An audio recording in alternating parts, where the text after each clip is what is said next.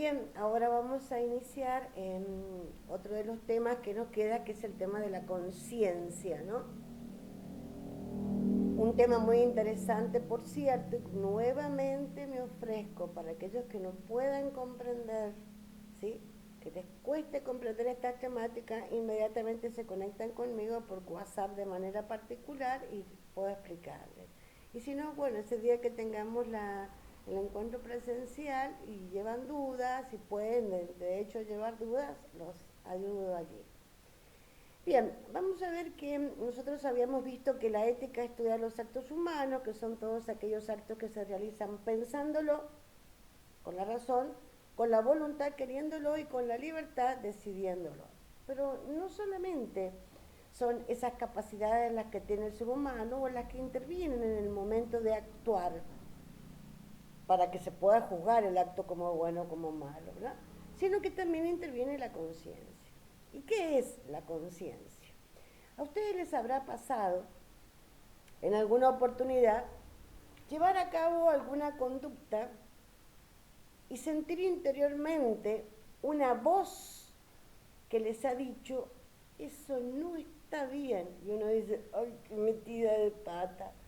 O tal vez una voz interior después que han hecho algo, o antes de hacer algo que les ha dicho, no, no lo hagas. O después de haber hecho algo que estaba bien hecho, decirle, bien, y uno sentir ese apoyo interno. La conciencia es esto, es esa voz interior que te dice a vos solamente eso, que a mí me dice solamente esto, es mi voz particular, ¿no? Yo siempre le digo a mis alumnos que soy una mujer casada, tengo 2 hijos, y supongamos que yo quisiera engañarlo, porque lo pienso con la razón, lo quiero con la voluntad y lo decido con la libertad.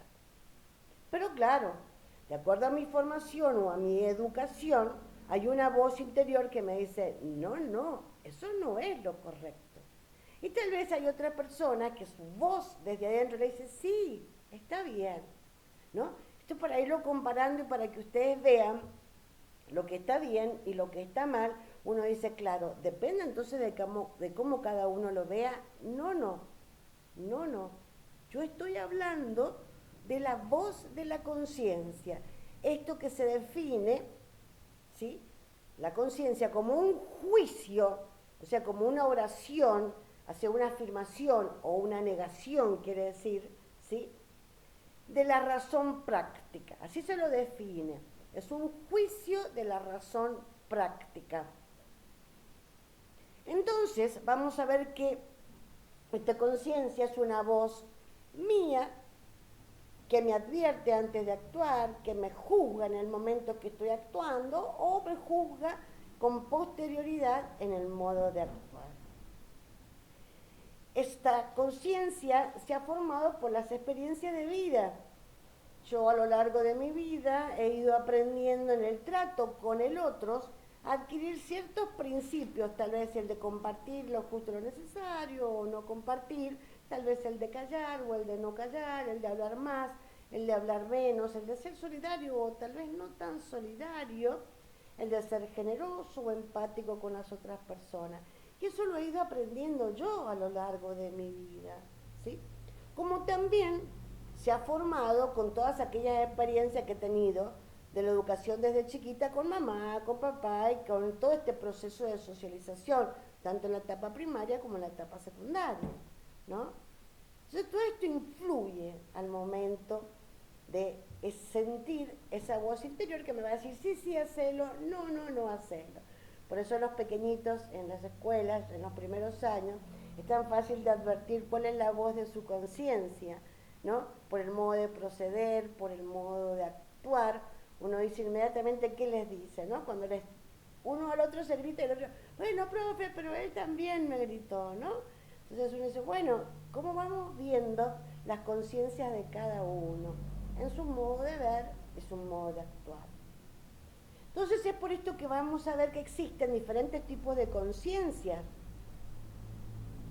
Esa voz interior que me dice a mí algo, tienen tipos. Esto también lo pueden ver en el Catecismo de la Iglesia Católica. En la última parte habla de lo que es la conciencia y de la voz de la conciencia. Esta es la conciencia que es una conciencia laxa, es una conciencia más bien permisiva, en donde todo lo deja pasar, en donde todo le viene bien, ¿no? Esa es la conciencia relajada. Y vamos a ver que nada le preocupa en demasía. Y hay personas que son así, ¿no? También tenemos por otro lado la conciencia escrupulosa, de aquella persona, no, pero ¿qué dirán? No, ¿qué van a decir? No, que de esta manera yo no me he visto. Así yo no voy a salir a la calle. En estas condiciones, si no se da todo tan perfecto, yo no... ¿Sí? Esa es la conciencia escrupulosa. Hay otra que es la conciencia dudosa. A veces nos pasa, ¿no? Que uno está en duda, ¿hago esto o hago lo otro? ¿Qué nos dice la ética? Tengamos cuidado. Cuando tengamos la conciencia dudosa, es mejor no actuar. Es mejor no actuar. Yo les voy a dar un ejemplo, tal vez muy trivial, tal vez poco relevante para ustedes, pero para mí es muy trascendente en ese momento, ¿no? Había llegado tarde a misa, no me había pasado en otras oportunidades. Muy tarde y de hecho ya estaban comulgando, ¿no?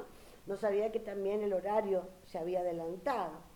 Entonces cuando yo entré tuve la duda, ¿comulgo o no comulgo? ¿Estará correcto? ¿Será correcto comulgar o no? Entonces ante la duda dije, no comulgo, ¿sí? Entonces ténganlo en cuenta, ante un acto que ustedes vayan a hacer y su conciencia les diga, che, no sé, esa voz interior, no sé si será bueno que lo haga, no lo hagan, no lo hagan, ¿sí? Deténganse, piensen lo mejor y no lo hagan.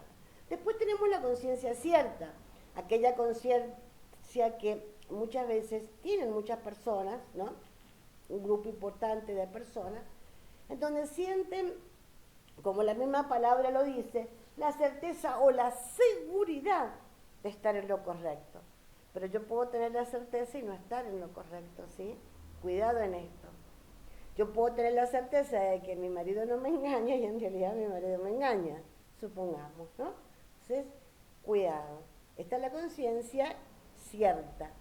Y después está la conciencia verdadera. ¿Cuál es esa conciencia verdadera? Y acá me quiero detener. La conciencia verdadera, porque todos tenemos conciencia y no todas las conciencias son iguales, ninguna conciencia es igual, porque en ella influyen mi modo de vida, mis paradigmas o formas de enseñanza, ¿sí?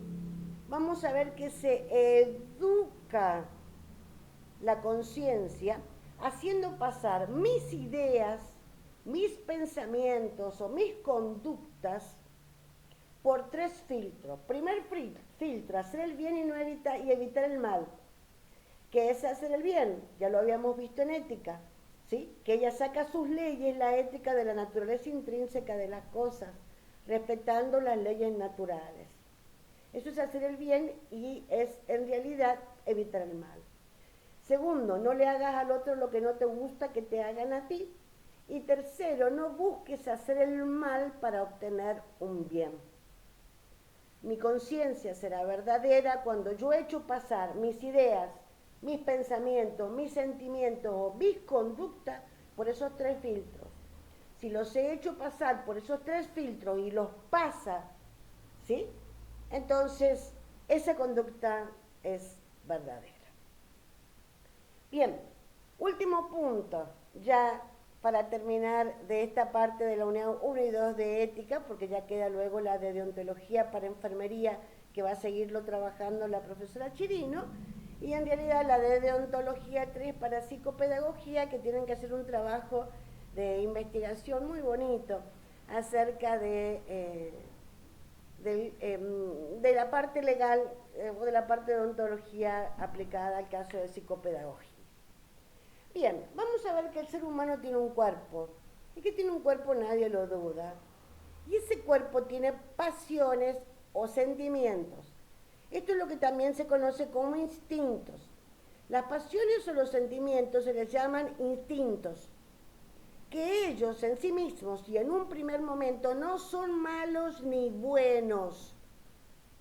Esto quiero que nos quede claro. Todo cuerpo tiene deseo de alimentarse, ¿no? Y eso en realidad no tiene nada de malo ni nada de bueno, es propio de la naturaleza humana.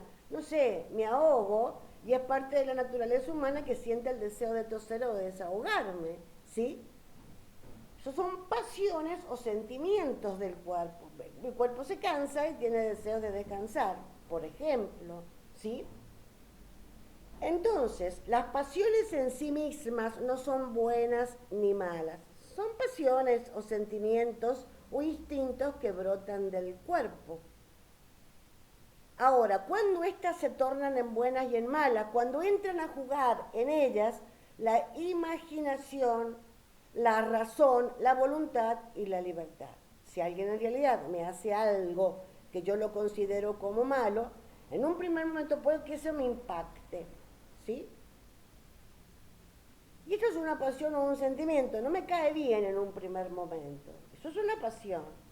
Pero que ahora yo comience a trabajar este malestar que la otra persona me generó, ya con la imaginación, con la voluntad, con la libertad, con la razón, que esto no va a quedar así, que esto no va a pasar así, que esto no va a continuar de esta manera, ya estoy transformando esta pasión en un acto humano en donde ya me permite a mí ser mejor persona o peor persona, dañando mi paz interior y también dañando al resto de las personas.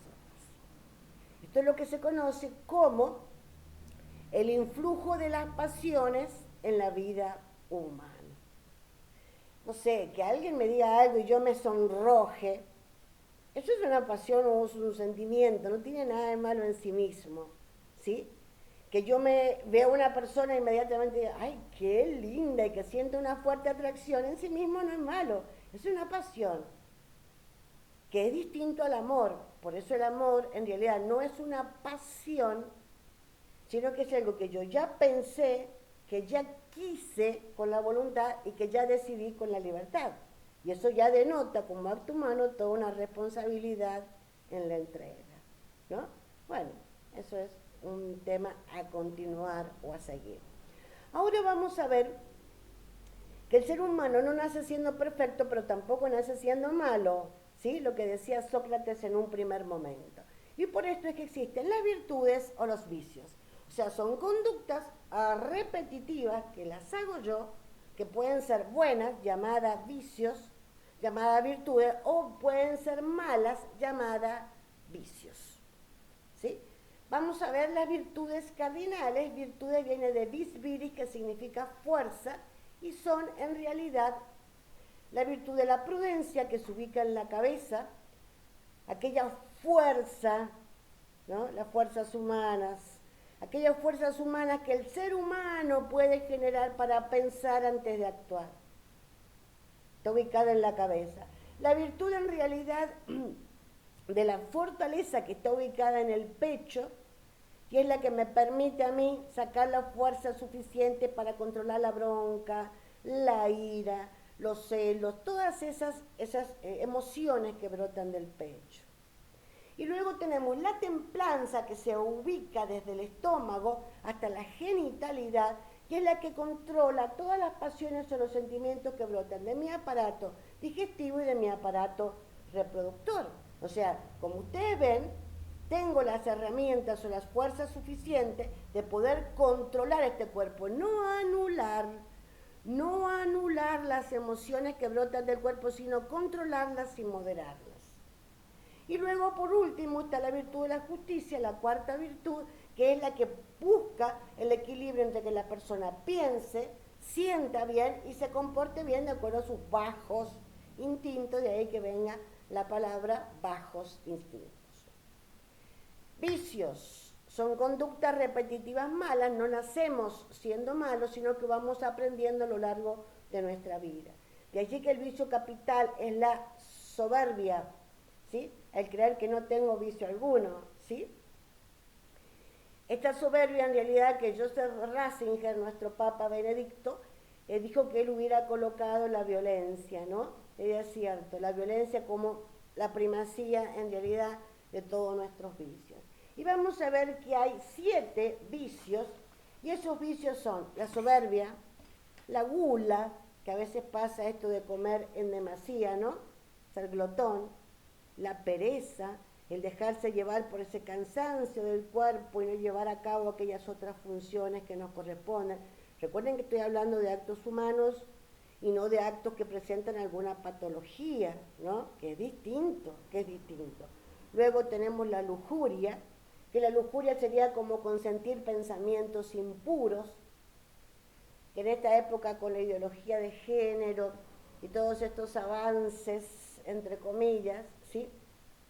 Podríamos decir en una homilía que había escuchado de un sacerdote, cómo hay personas que actualmente deciden casarse o unirse o tener como pareja animales, ¿no? Que uno dice, es viable, y es viable, ¿no? Eso de consentir pensamientos impuros. Bien, luego está la ira, que es la rabia o el enojo, la avaricia, el querer siempre tener bienes materiales, que no implica que esto sea malo, ¿no? Sino que en realidad, cuando yo los considero a esos bienes como medios y no como fines, bien, pero cuando los considero como fines y yo no vivo tranquila, porque la posesión de ellos son los que me dan la tranquilidad, no valgo por lo que soy, sino por lo que tengo, entonces es totalmente diferente. Y por último, la envidia. No solamente pasa por la envidia el sentir que me pesa que el otro tenga, sino el que me molesta que el otro tenga o adquiera bienes. Bueno, esto es los dos videos que hago entrega de las temáticas que quería hablar con ustedes hoy. Bueno, que todo salga bien.